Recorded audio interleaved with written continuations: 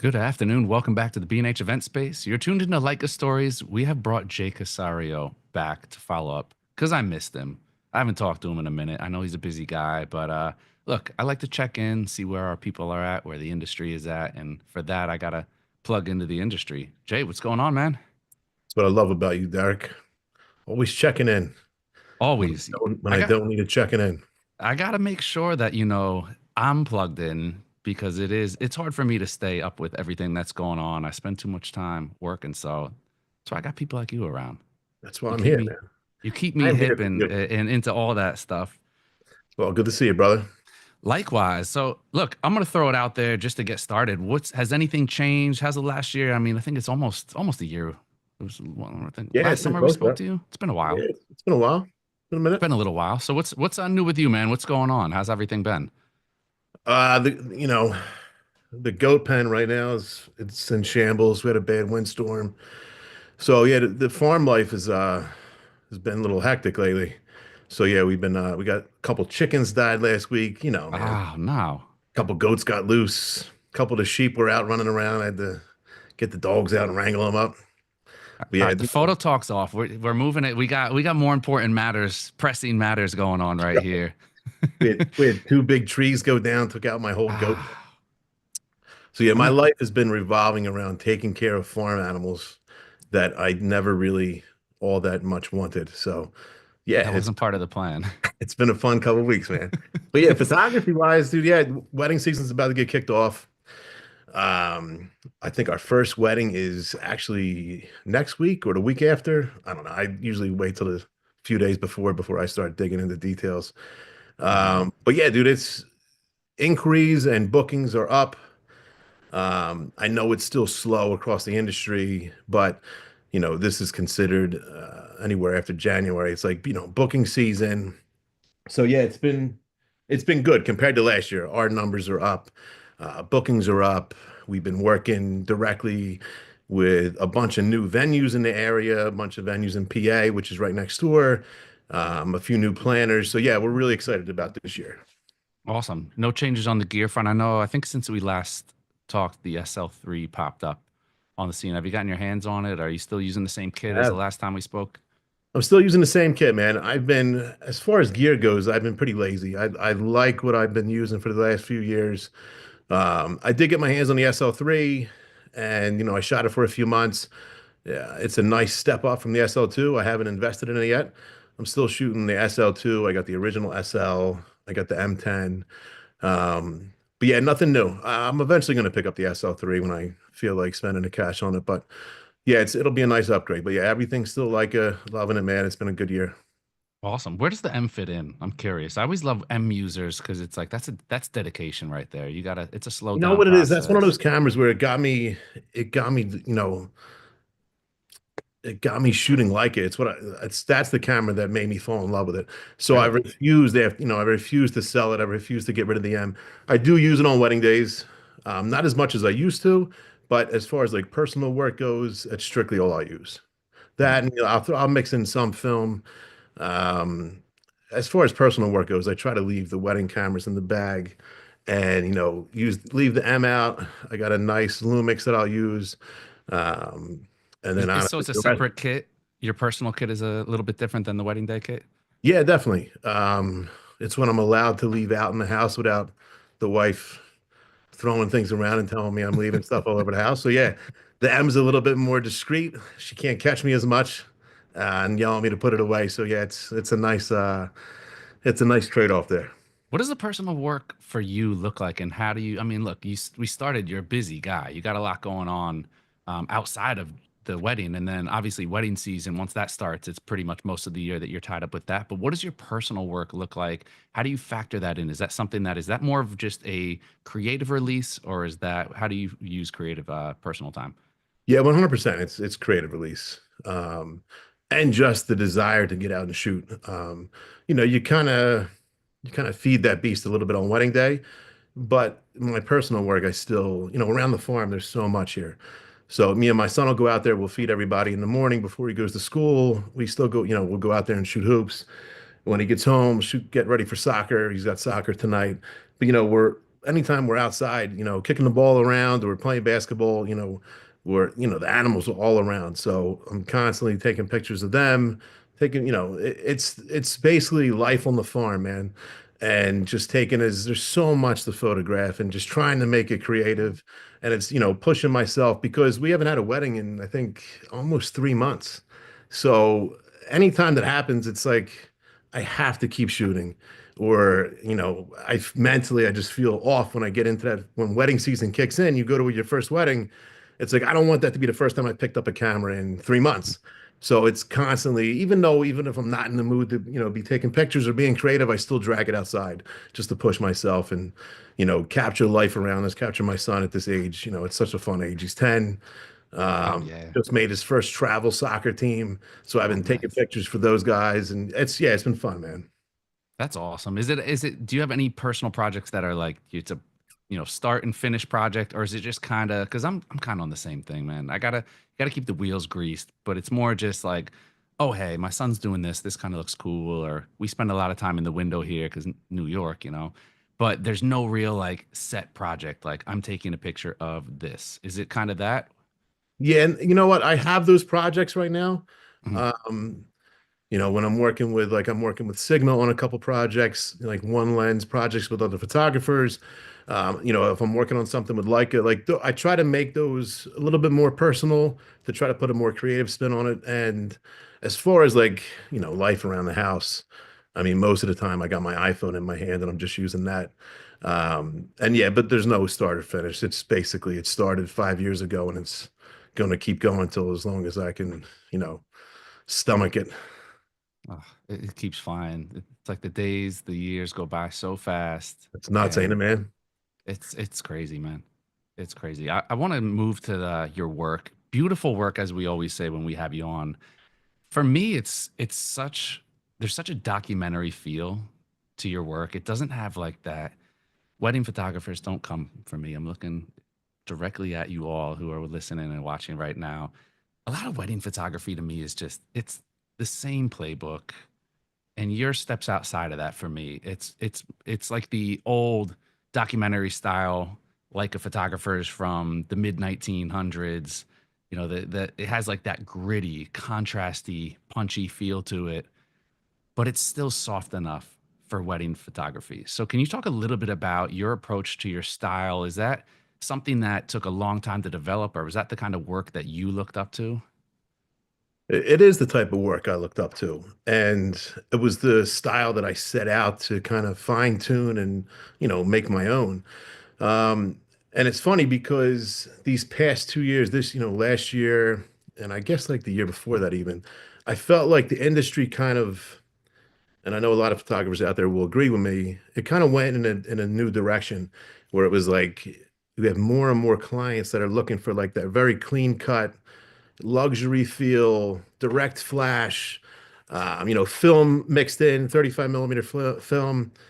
It's going in a different direction. You don't see as, to me, I don't see as much creative or artistic styles being represented as much as they were five, Interesting. 6, 7 years ago. It's more of like a very What, like classic, timeless versus classic, timeless, luxury tricky? feel, and it's been going in that direction. And I see a lot of photographers being really successful with it.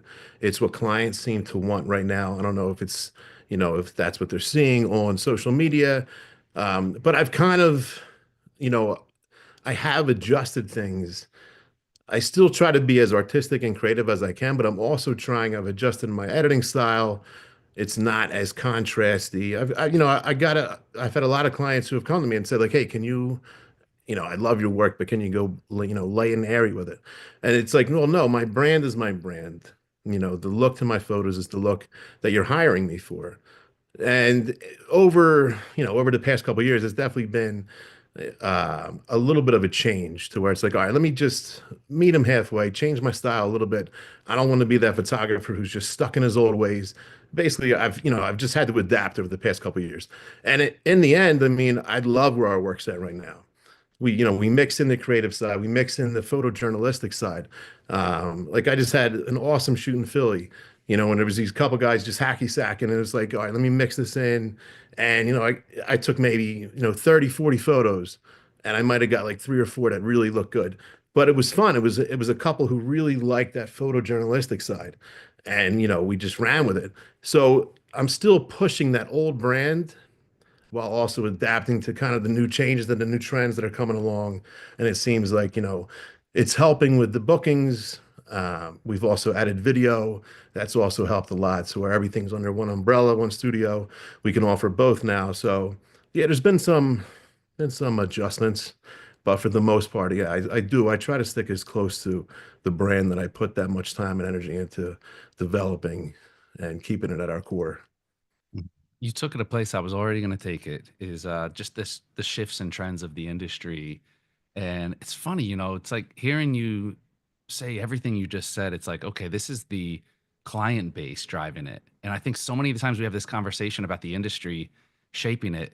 It's not the client base driving the change. It's what's trending on social media, It and is. it's Yeah. the other photographers. It's like we're chasing the rabbit around, and it's like, oh well, this person did this, and it's I love to hear that the chasing what the client wants, thumbs up. Chase the guy down the street, the photographer down the street. It's like, no, I don't like that. I like how you're chasing what is in demand from the people who are hiring you, and I think that's a great place to be in. And it's been pretty interesting to see it because the first 5 years I was in business, there wasn't really any changes. It was, Mhm. hey, here's what I think my brand should look like. Here's my style of photography, and we were booking weddings, 150, 160 a year with our, photography studio. And then, once the pandemic hit, and then after the pandemic, you started to see a shift. And it was like, I did. Naturally, I wanted to just stick to my guns and be like, here's my brand. I'm going to shove it down your throat until you book us. And it's like, no, that doesn't work. And I learned the hard way that no, it's not going to work that way. So it was like, no, I don't want to go in this light and airy film direction. That wasn't the brand I wanted to represent. But at the same time, it was like it wasn't just a coincidence that every client that we spoke to was asking, "Hey, can you go more like a luxury style editing and make it more light and airy?" And it was like, "All right, we got to make some adjustments." And we've been, like I said, the year's kicked off really good. I'm really optimistic about the rest of the year, and I'm hoping that the changes that we've made this past year, help to do that and book us out. Has it been an easy process to switch over? It's like we put so much into developing a brand, and a lot of times it takes years to get a foothold. And now it's like I feel like everything moves so fast. It's like, damn it, I just spent 10 years building the brand I want, and now I got to change it or like reevaluate things every like 1, 2 years. Yeah, and this was the first time it's come up with me. I've only been doing Mhm. weddings for a little over 10 years now. So up until the pandemic, I really didn't have to, I wasn't forced to make any changes to my editing or to my style of shooting. It was like I said, here's what I'm going to do. Here's my style, here's my brand. Either book us or don't book us. And I didn't mind losing those clients who weren't into our brand. But then when we have a year like we had the past 2 years where it's really slow and the entire industry is slow, then you have no choice. You got to make some adjustments. And Mhm. it was tough because the editing style that I had grew such like a client base on and a fan base on was no longer getting the attention that it used to. And it was almost over processed, or it was too contrasty. And it just didn't match, like you said, the look that clients were seeing on social media. So yeah, I had to just meet them halfway almost. I didn't want to go so completely outside of our brand, but at the same time, I needed to meet them halfway and start looking out for what the clients wanted. Mhm. How the client base feeling about the black and white? I love that when I think your work, black and white comes to mind before color. It's, very black and white dominant, but you Yeah, do yeah. mix color in, and it's like you mix color in the way it should be and where it should be, which I like to think I take the same approach. So it's like we have that similar vibe, but with weddings, you don't always have the creative control. And it's like my wife, on the no, leave that one in color. And I'm like, yeah, but it's really black and no, no, the colors pop here. How do the clients feel about majority, black and white, or do they have a role in that, or how do you see your work comparatively between the images you choose for black and white and the images you choose for color? So we've learned the hard way over the past, over the years. It seems to be no matter who the client is, no matter how much they say they love black and white, in the end, They don't if want I it. only give them the black and white version, a client is going to want to see the color version. And I've tried, to only, go with a black and white image if the lighting or, the coloring's off, where it just, to me, it looks better in black and white. There's some images that, to me, they're just serve the, black and white just serves this image and the story it's telling so much better than color because the colors can be distracting.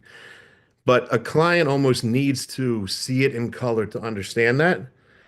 So anymore over the past 5, 6 years, if I give the clients a black and white photo, I give them the color. When I know not every wedding photographer does that, they choose what, and I used to do that. But to avoid any hiccups or headaches down the road of clients coming to me and asking, can I have the color version? Any black and white photos now, I try to push it on them. Like, hey, I really feel like this image would look, awesome in black and white, but here's the color one just in case. And it's helped, it saved me some email replies post wedding. So I don't mind doing it. It makes the client happy. So I'll suck it up and deal with it.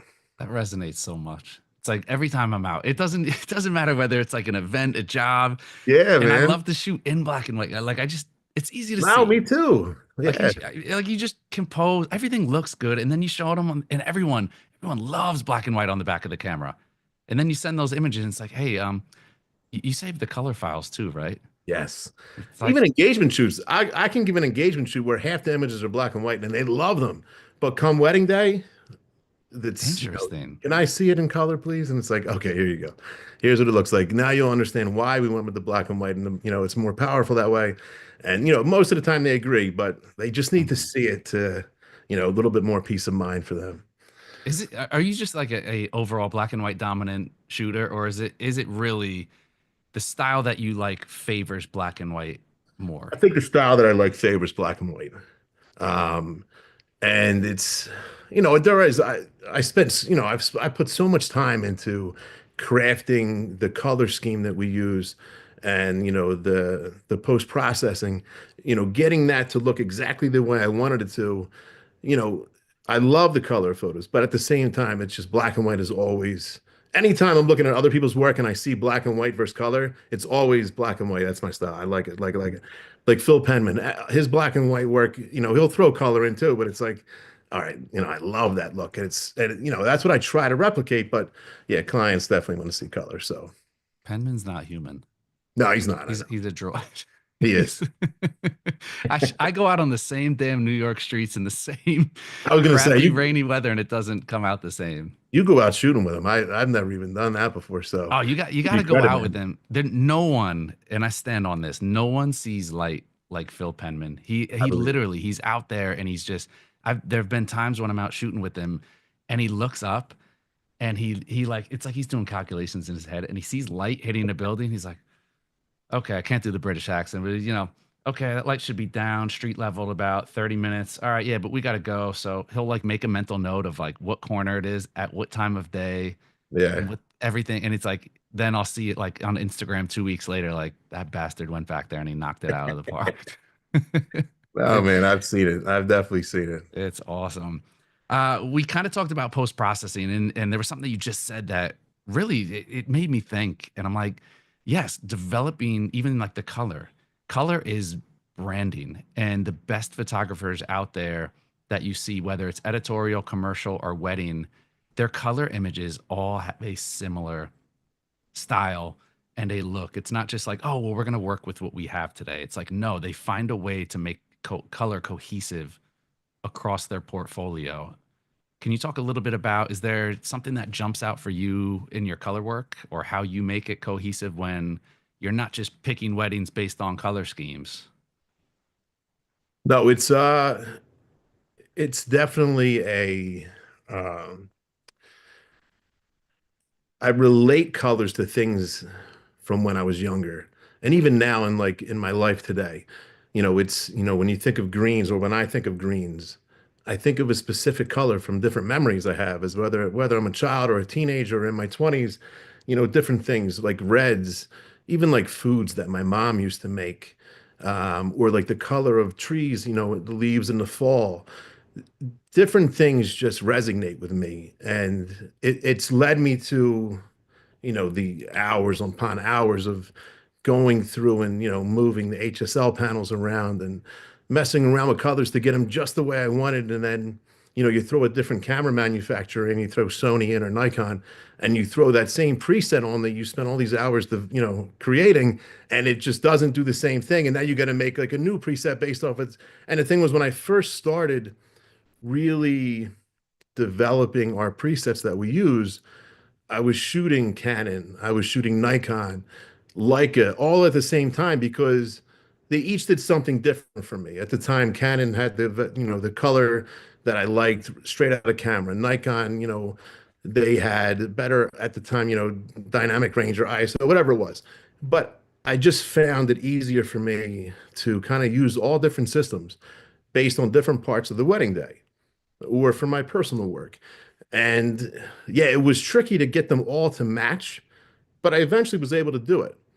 And it does, it all comes down to an emotion that I feel almost with color.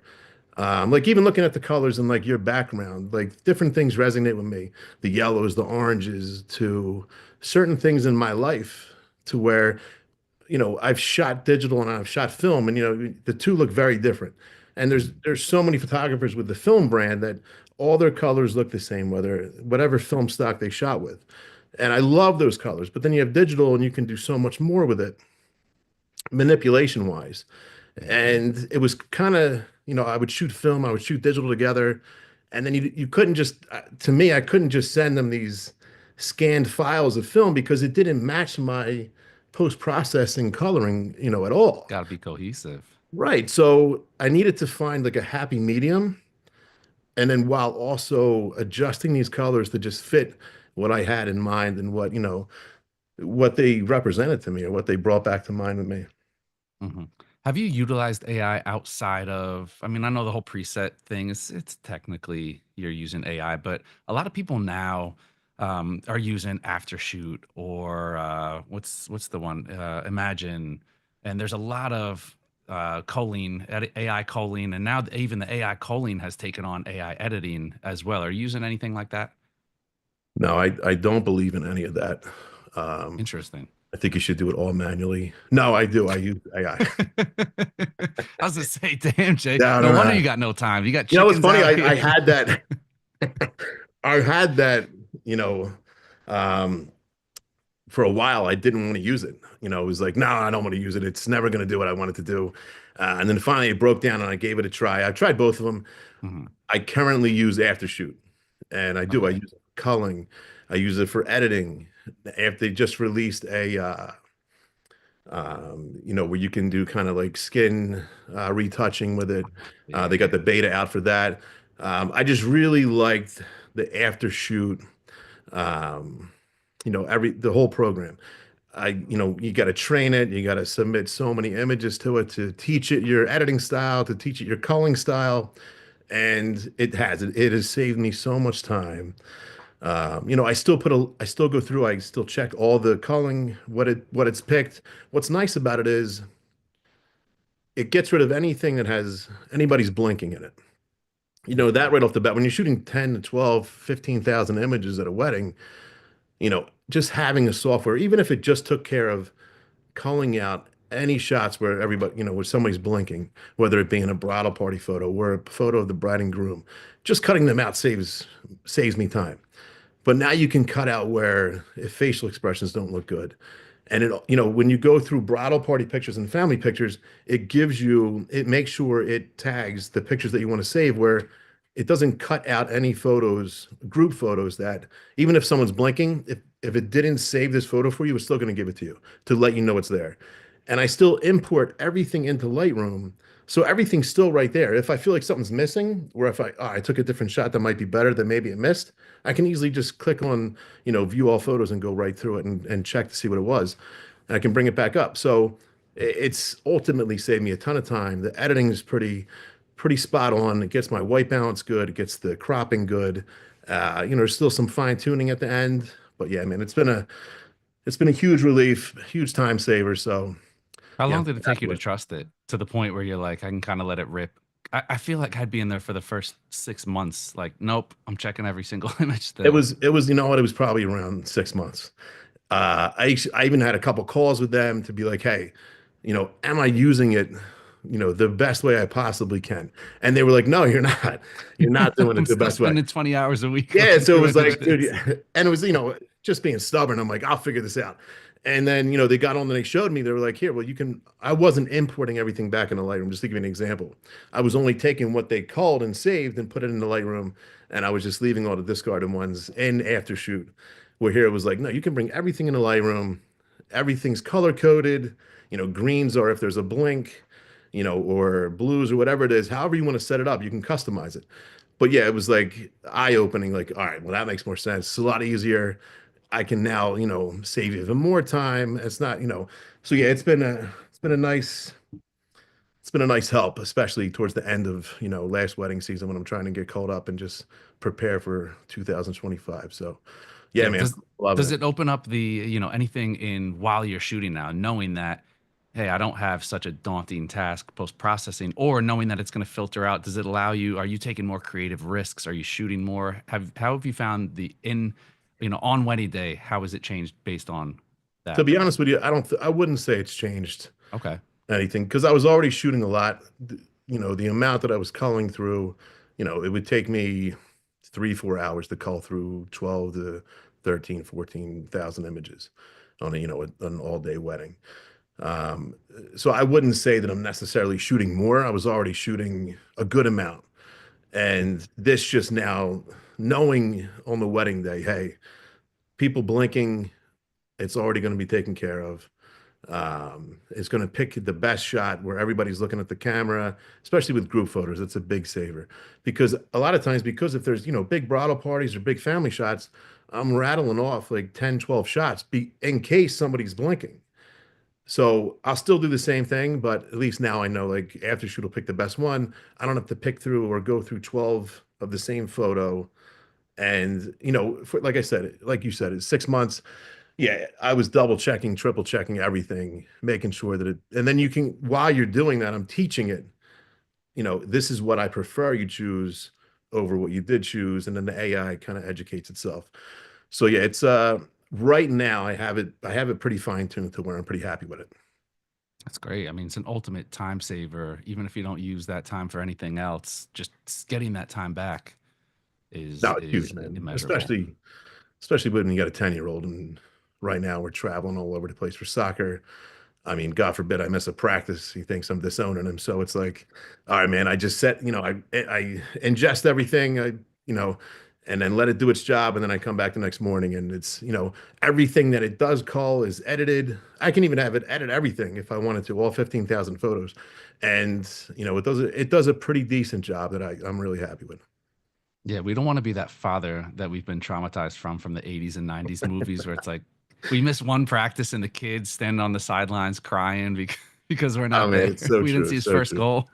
Yeah. Yeah, Oh man, it's so crazy how that affects, like, it plays in the personal life plays into the work life and vice versa. And it's like we're right in the mix of it. We need every minute we can get. when he was younger, it was a lot easier. Now, once you get to that 8, 9, 10, I forget how old's your son? He just turned 8. Did he? Yeah, Yeah. and So it's at dude 8, trying to 9, explain 10. like every like they know too much. No. They know too much. They demand too much. He knows it's like trying to explain to him that I'm on the computer, Yeah, yeah. all day because I'm working, and he's like, "Well, why can't I be on you said no screen time," and I'm like, Now "Man, mine's just gotten very sneaky. He just walked over and hit the snack cabinet knowing that I can't yell. Jay, if you need to take a break, we can I pause. literally looked up and he's just shoveling snacks into a bag to take into his room to play Fortnite. hit hit the pause, turn the camera off, drop the boom over there, Yeah. and come back. We'll wrap this thing up." Jay, mute it. Mute it. You're screaming. Storytelling, man. What I want to throw out a question first of all. If you had to pick, we're gonna go into the whole storytelling and feeling and all that. But if you had to choose, you can only have great light or great composition. You can't have both. Only great light or great composition for the rest of your life. Every photo. Are you taking great composition or great light? Why? Great light. Easy. Mostly because that's the first thing I look for. Anytime I'm out on a shoot, it's where's the light, where's the shadow, where can I get contrast from? That's the first thing I'm looking for. And then it's composition. I do know, a lot of photographers, and I've done it, in the past where composition was first. How can I compose this shot and, where can I have the couple or the subject? With me, it's definitely light. Like a day like today, it's cloudy out. Anytime I have engagement shoots or, any type of shoot, whether it's a commercial shoot, flat light like it is right now. I don't know what it's like in where you're at, but Jersey, it's looks like it's Wow. going to rain. That puts so much more pressure on me. I'm not a big off-camera flash guy. It's days like today where I force myself to use it. I'd much rather just use the light that's given to me and try to creatively, mold it to the way I want it to work, rather than, always having lights up and using lights and just I like, the create my mind works with, hey, take what's given to you Mhm. and then, The challenge. and challenge it and remold it. When I have all these lights with me and I can just make it however I want, then that's where my mind doesn't work that way. It's like it's overload. It's like I got two lights, one light, or even, three lights. It's like, no, it's just overcomplicates it. I'd rather one, the sun, if I got to throw like a fill light in, I throw a fill light in or like a video light. But yeah, man, lighting is everything to my work and I'm kind first of the thing I same look for. way. I feel that. It's like it's almost like it's too easy.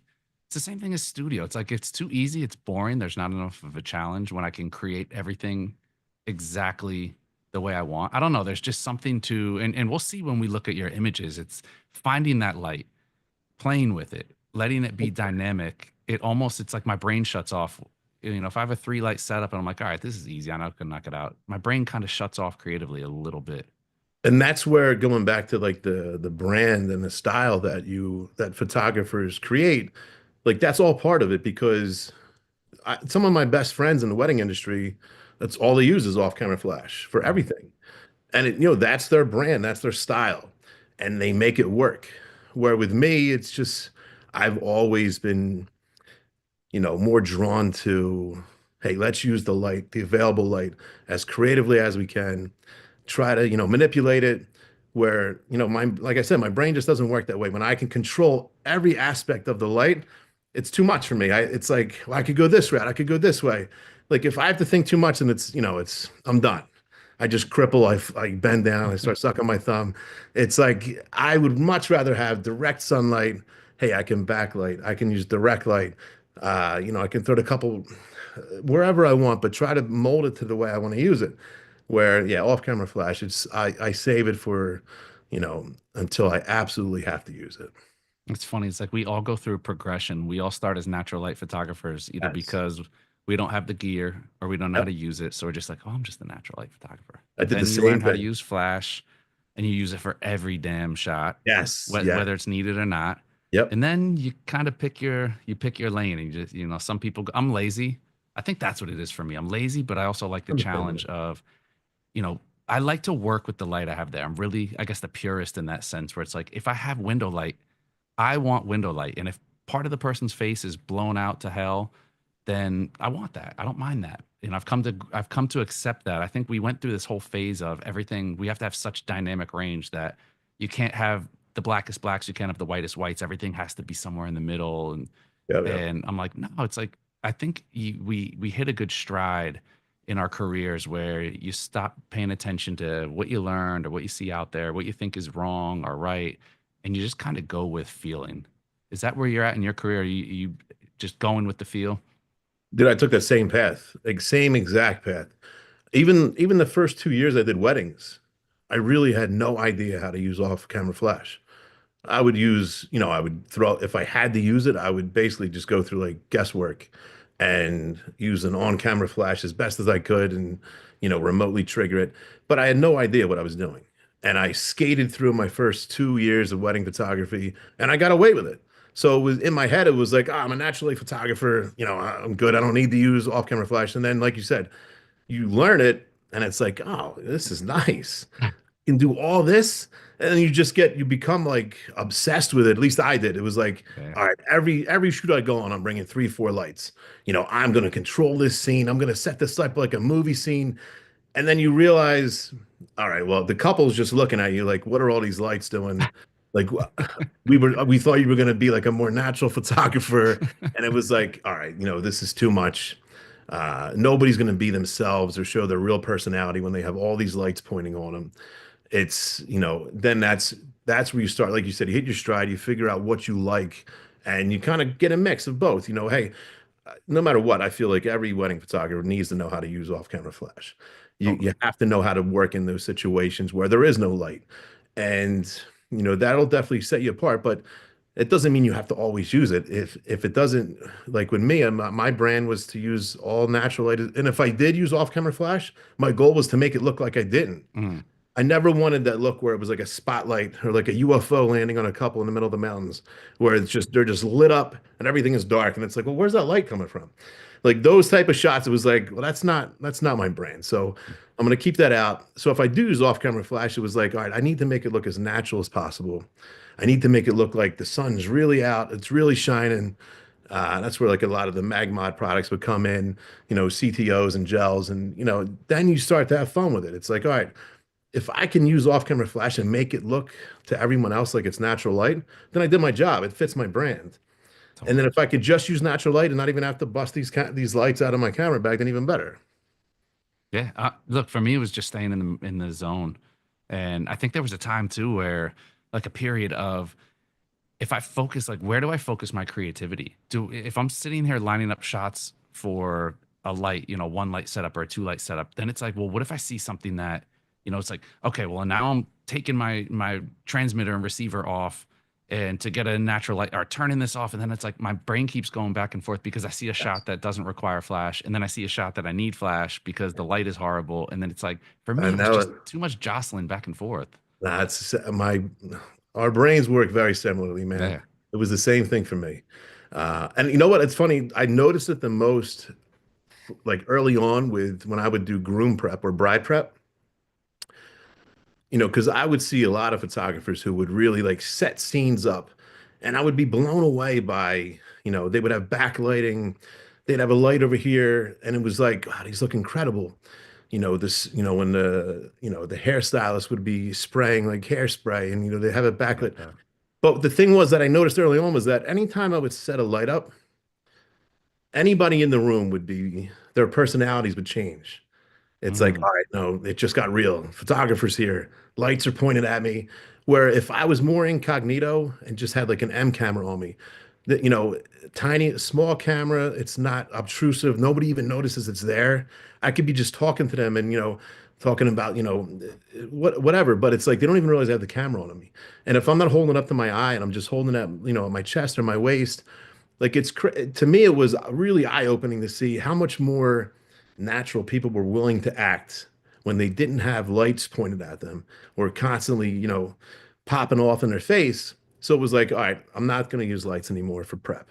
Like I want everybody in this room to be as comfortable as they possibly can, show their real personalities, goofing around, and I'm using, like you said, you're using window. Like there's plenty of light that's available. I don't need to throw up these lights. And it was after that, it was like, all right, then you know what? I don't need them the rest of the day either, except for, obviously when you go to reception. But the rest of the time, it's like, all right, unless I absolutely need them, I'm not busting them out. I feel that completely.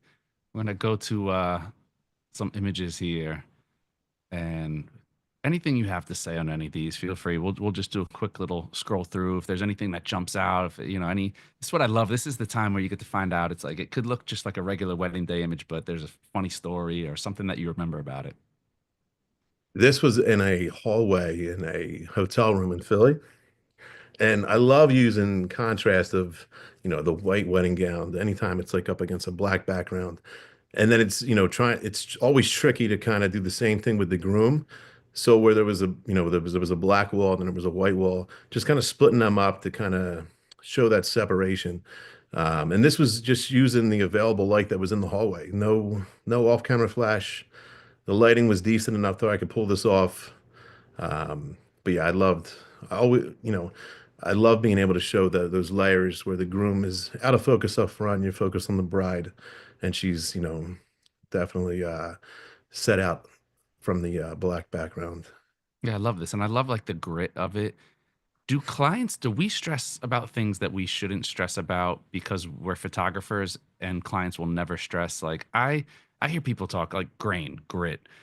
I'm a high ISO shooter. I'll crank it right to 10,000 without even thinking twice. I'm the same way. And do you ever hear, I mean, most of the images we looked at from early 1900s through late 1900s, it's like they had grit, they had appeal.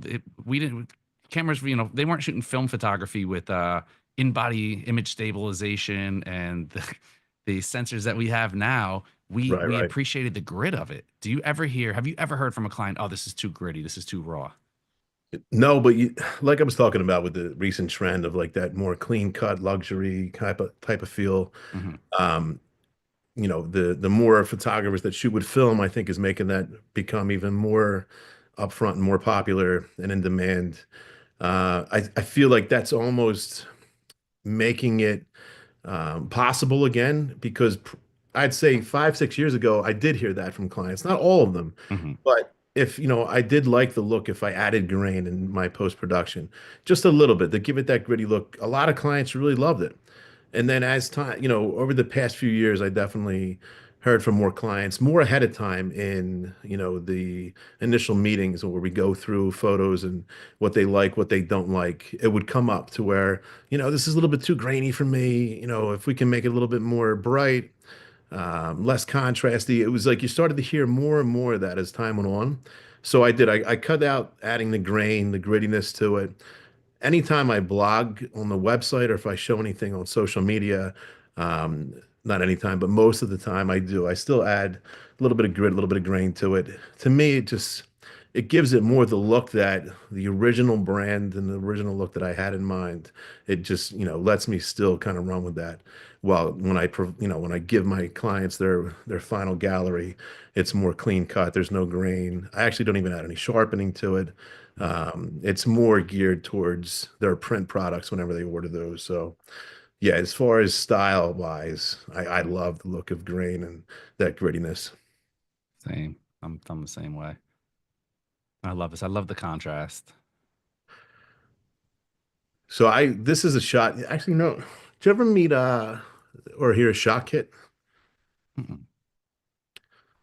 That's the shadow man in the background. That's Mark, the owner of Shot Kit. Him and his wife actually modeled for me during it was a Leica photo walk at WPPI, I think like Okay. 4 years ago. And this was him and his wife that I took a photo of. That's awesome. I love the setup here. It's like at a quick glance, it's set up to where it's like her shadow. Like it's at an angle where where the sun's coming. Obviously, direction, would be a little off, but it's for me, when I first look at it, it's there's like that play of yeah, lower shadow, and then you kind of look at it again. It's like no, I think that's kind of cool. Like for me, it adds like another level to the image. I've taken a bunch of these shots, and some of them I really love being able to play with that shadow and the light. This was the first one I ever took where it just worked. Where when Mark sat down, I got him to move his elbow a little bit to where he could get that separation to where it just didn't look like a blob. Wow, yeah. Um, but it worked. I've actually never taken a shot like this since then, to where it matched up to this. But yeah, I've always liked this shot because it just like you said, the lighting just lined up. There was a perfect shadow on him, and you know what? It made me look good as in front of the attendees. So Yeah, that's always in the plans. that's right. Beautiful shot. What's I gotta ask, because I always screw it up. Is there a perfect distance? Does it depend on the shot of like how close the faces are? They line up. Like I never know when is the right moment to capture on a shot like this. You know what? It comes down to the lens I'm using. I'm a big 50 millimeter guy. It's just it just has come naturally to me. Hmm. Um, so with the 50, I mean, I feel like I could probably shoot an entire wedding with just a 50 on it. Really? It's that one lens that it just works for me. Mhm. And this was shot with a 50. I know exactly which one. And you know, Is it to just about me, it's like the difference of it's like a little bit environmental and a yeah, little bit of right. compression, but not too far either way? It's the perfect, like if I use a 35 or if I use a 24, you get that distortion and that plays into the composition you're taking. But with a 50, it's like you get just a tiny little bit distortion. And if I can get the frame to fill up with like with this, it was, I'm backlighting them. The sun's taking up the top part of the frame, but it's giving that nice hair light on them. Still get that, emotion. But the 50, like I feel like if I was using a 35, I would have got closer to them. You wouldn't have had more of the environment, the leaves in the background. Even though it's a wider lens, I tend to use a 35 a little bit more up close and intimate. With a 50, it's like I can step back and they're still close like this, waist up, or from the knees up. And yeah, it's just whatever lens I'm using, I feel like that I'm naturally drawn to shoot a couple that same way. And yeah, anytime I can look at this and easily say like, yeah, I shot this with a 50. You just know. And it's funny, that was the lens that took me the longest to get used to, because they always say it's like the boring, because you No, don't you're get right. you It don't get is. any distortion and you don't get any real compression. It's kind of just in no man's land. That's why a lot of times I'll pair it with like a 24, I'll pair it with a 20. That way it pushes, if I take a shot with a 50, it's typical. Like it'll be like, oh yeah, I took that with a 50, where you throw a 20 or a 24 on. Now it forces you to kind of push yourself creatively a little bit more because you got to play with that distortion. You got to make it look good. Mm, And, it's a nice mix and match between the two of them, a nice combo. definitely. Such a cool shot here. Little double exposure. You work a lot of that in, or I used to. I don't as much anymore. mhm. So this photo here, do you ever watch Survivor on CBS? Yeah.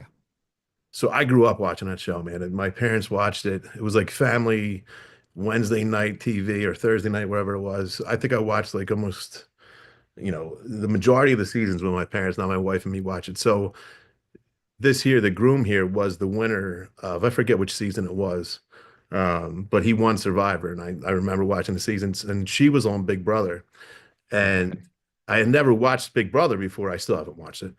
But when they first reached out to us to shoot their wedding, he was like, "Yeah, I was on Survivor." You know, I was like, "Ah, well, which season and what place did you finish?" He's like, "Ah, well, I won," and I'm like, "Ah, no shit." So it was like he's like, "Ah, no, my wife, or my soon-to-be wife was on Big Brother." So it was awesome because I got to meet him, got to talk to him. I was a huge fan. But then at the wedding, it was like all these other winners of Survivor that I've always, all watched on TV. I grew up with. It was like, it was a really fun wedding, really cool wedding to be part of. I was really honored to photograph it, and it was actually at a venue that was 10 minutes from here. So it was a hometown wedding. So it was pretty cool to photograph this one. Did you go to the Paul von Rieder School of Posing? This is spot on, man. He's That's the initial thing that jumped out to me. It's like two perfectly fitting puzzle pieces, and they both look super comfortable. And I know it's not as easy as you make it look. They do look extremely comfortable. Like it doesn't And it doesn't Paul look like is, it'd be, yeah, like it just fits. I mean, Paul is such a big inspiration for me. I don't know where I would be without Paul today, to be honest with you. Um, uh, no, I'm glad you said that. It's always an honor to hear. Anytime I can slip in a Paul von Rieder No, you're comment right. during I was an just thinking, interview. as soon as you brought it up, I'm like, how can I spin this? He would be on those hands, right? He'd be like breaking it down. I never heard anybody critique hands before Von Rieder, and I'm like, damn. I'm like, let me not show this guy any of my photos. It's it's funny. We were supposed to work on a few weddings together, and it's always fallen through the cracks. We've never been able to pull it off. But I've Show never him this worked with the guy. picture, you're in. You show him this picture, he sees the posing skills, you're in. All right, I'm going to send it to him as soon as we're off here because it is a dream of mine to shoot with him. That would be awesome. No, but seriously, man, this is like, it's the first thing that hit me, and that's something that portrait photographers, wedding photographers really stands out to me is how comfortable are your subjects? They just look so natural here. You know what though? This one was, I'll be honest with you, this was a little intimidating, not intimidating, but it was different for me. Both of these clients, they're used to having a camera in front of them. Mhm. They're used to being at photo shoots. They're used to getting their picture taken. Um, I wouldn't say it necessarily added more pressure, but it was a different feel to it. As soon as I would pick the camera up, it was like, they would be ready, or they'd have an idea in mind that they wanted to do in front of the camera. It was more of a challenge to get them to just relax and be themselves and not constantly think that they had to be posing, or, be prepared for the shot per se, where that was the challenging part. It was like, all right, guys, like just be yourselves. Like, don't worry about when I pick the camera up, having your perfect smile. So this was like, hey guys, you guys just relax, get comfortable, pick her up, put her on top of that, just look as relaxed as you possibly can.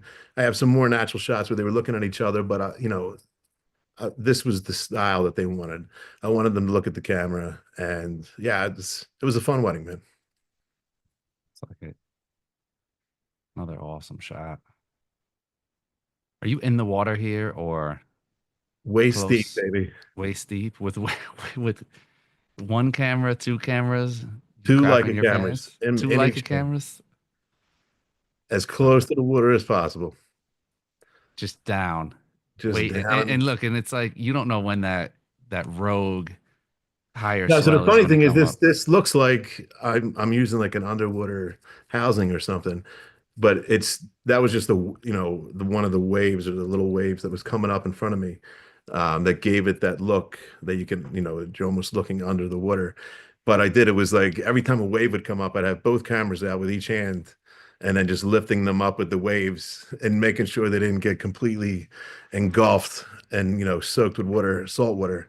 But yeah, I escaped. No injuries, and You knew your wife would kill you if you bought a new camera, so you were kind of like testing fate. oh, she was But behind if you me needed screaming, one, she was. Oh, no. throwing seashells at me, trying to prove me wrong that I wasn't going to drop on. I mean, it's worth it. It's worth the shot. Wait, did I you was. like next drafts? Nothing? Were you just No, just this yeah. guy's out here just raw dog in life Oh with the man, I've camera? done it so many times. I've had, thankfully no Leicas, but I've had Canon cameras go completely under. And it's like, Yes, all right, I'm never doing that again. And it's like you get another client, can we go out in the ocean? It's like, yeah, let's go, let's run out, just run out into the waves. And it's just like, well, here we go. It's either this camera's gonna make it or it's not, but I'm gonna get one hell of a shot. that's it. Salt water is not rainwater. That is not the same. More contrast. Shadow and light, man. That's awesome. What's creating the is it something in the No, it was there was like this was a it was like a barn, and there was like a roof overhang, and then they had like cross beams where the sun was, so just creating that shadow from that cross beam that's on the roof that's over top of me. it works. They both have nice eyes. It's like lighter eyes. It just works. Everything works. Texture of And her I it, hair. and it's like, there's the sun has to be perfect for this shot. And this was the first time I shot at this location. And I've shot there a few times since, and I've tried to replicate the shot, and I haven't been able to do it because of the light, just whether it's the time of year or it's too early or too late, the shadow's too low or too high. But I've tried to duplicate this, and I haven't been able to do it. That's why it's like, all right, this one worked. I'm just gonna call it quits on this one. I'm never gonna try this one again at the same spot. The photo Uh, gods are like, nah, you got your one. we Don't be gave you one, greedy. man. Just be happy with that. Love the detail here. This was all natural, no posing. The father was putting his just helping him get dressed, And again, composition. I mean, this is composition and light. just staying, And the keeping the camera close to the subject, trying to fill up the frame with as much as I can. And yeah, his father reached over to put the hat on, and yeah, everything worked out perfectly for this. I love that. I always love like interesting use of foreground elements. It just creates such an interesting. I mean, how many photographers, and this is great for people out there who are watching and the non-risk takers or newer photographers where they're like, oh, well, how many people, newer are going to be like, oh, wait, his arm's blocking. I want to move that out. And it's like, no, that's what creates the shot. If the arm is out of the way, it's any other picture that you see out there. It's stock footage.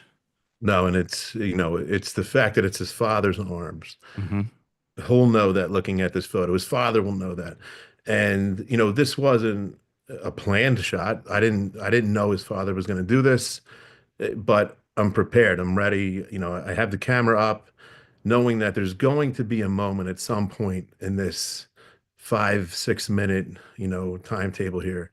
And I'm just anticipating like a moment like this. And there was a few others, but it was like, I didn't ask him to look at the camera, but I have other shots where he's not looking, and this one was the more powerful shot where he's actually looking right at me, and his father's hands are up. And yeah, it does such a good story, or a good job telling the story that I know the groom loved. Yeah, that's great. How do you differentiate from just regular wedding story and the actual couple's story beyond just like, okay, you're not just going to go out and shoot every wedding the same. How do you really do you make an effort even to get into like the nuances of their story and their personal love story and relationship? I do when that is my goal. So just to throw it out there right off the bat, like that's my goal. My goal is to get to know every couple at least enough to the point where I can tell their story better. Like, no, I don't get to be I don't get to be best friends with every client that comes through the door, but there are a lot of them that I've gotten to build great relationships with, a lot of them that I still hang out with, and we still talk today. But it's the clients that ultimately want to let you in, and that's part of our brand and it's part of what we push. So we try to get them to understand the importance of like an engagement shoot.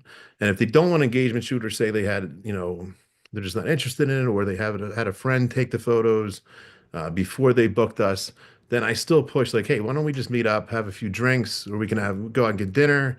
And a lot of times I've even went to the client's house, just hung out with them. And that way you can just kind of talk and get to know them, and find out who the different players are in the story. Just showing up on the wedding day, not knowing who's who or what the relationships are like, or even if there's stress on some relationships, just Mm. knowing that ahead of time, or know, it helps me tell their story in such a unique way that had I not known these things heading, leading up to this or going into the wedding day, there's no way I would have photographed it the way that I did. And a lot of times, like it takes some coaching involved to get the clients to understand the importance of that. But in the end, especially once they do the engagement shoot and they get to see, all right, this is like a practice run for our wedding. We get to see how Jay shoots his camera, how we are in front of the camera. And then, I'll ask a ton of questions. They'll ask me questions, and you just get to know them as best you can, as much as they'll let you in. And then you incorporate that in the wedding day and how you tell their story. That perfect final image as we are just hitting an hour now. This is what keeps you busy. This is it, man. This is a tiny, tiny fraction of it. But this is it, dude. So we I guess like 5 years ago we made the decision to become farmers and move into the farm here. It's actually the farm I grew up on as a kid. And after my mom passed, all the animals either died off or my dad sold them. So, for years I wanted to take over the farm and move in and buy it off him, and, bring it back to life almost, get animals going again, get the garden going again, get a little fruit stand going. And, during the pandemic, it just felt like the right time. So we moved in. We immediately started filling this place with animals again. It was way too quick. We learned the hard way. We had a lot to learn. You just can't jump into farming and taking care of all these just animals. just went In out and my bought mind, it was like, 3,000 chickens. I grew up in it. I remember, and it was like, oh, they did so much more than I ever knew about behind the scenes as a kid. It was like, yeah, I saw some of it, but it's been a big, big learning curve, but man, it's been awesome at the same time. Just being able to raise my son on a farm. He loves, everything about it. And it's unique in the way because I was born into it. So, my parents had me working the farm ever since, I could walk. Where with my son, prior to this, we had nothing like this. We lived on a little quarter of an acre.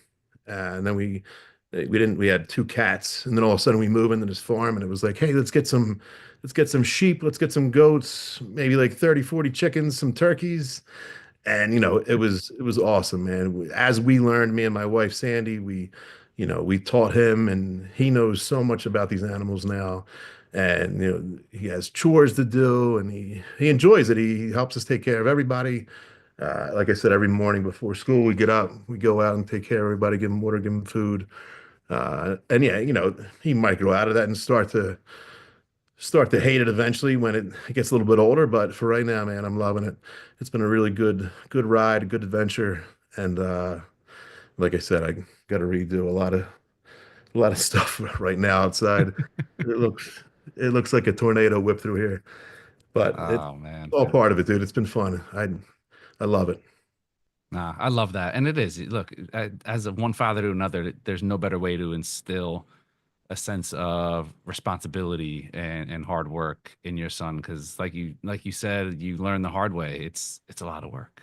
You Yeah. know, Yeah. it doesn't maintain itself. And look, man, I know you are a busy guy. I want to thank you as always. It's always great coming on here and chopping it up with you, especially since I haven't been on the WPPI circuit for a while. So This is the this is first my year I've chance to missed. really. Yeah, man. I just couldn't make it out this year, and yeah, I'm gonna have a lot of FOMO over this one. I miss going out there. I used to always look forward Oh to it. no. So next year we'll go out. Next year we'll reconnect. Maybe we'll get the band back together in Vegas and we'll do another steakhouse night. Maybe we will. I'll There we get you go. on board as an ambassador for Overworth, and we'll take it from There we there. go. Von Reader posing class, Overworth sponsored. Overworth sponsored Von Reader posing class. There we go. That's We'll it, get it man. all. We're in. We're Hook set. me up, man. Hook me up. That's right. Jay, always good talking, man. A huge thank you, of course, to Leica for hosting today and to all of our viewers out there. Thanks for riding with us with another edition of the B&H Event Space now in the books. Catch y'all next time.